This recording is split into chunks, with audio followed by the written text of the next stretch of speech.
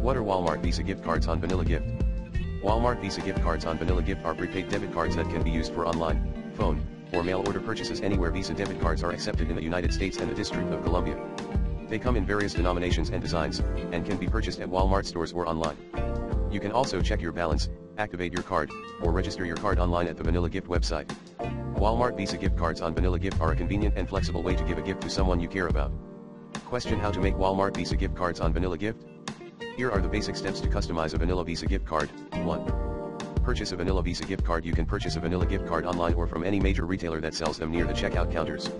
Make sure to get the customizable Vanilla gift card option. 2. Go to the vanillagift.com website. There you can register your gift card using the 16-digit card number, security code, and zip code. 3. Choose a gift card design. Once registered and logged into your account, you can pick from various design templates and customize it with your own photos, text, and color themes. 4. Personalize your gift card. Enter a personalized gift message, select recipients, schedule delivery if sending online, and include your own custom photo or stylized text on the card design. 5. Confirm and pay. Confirm your design and text.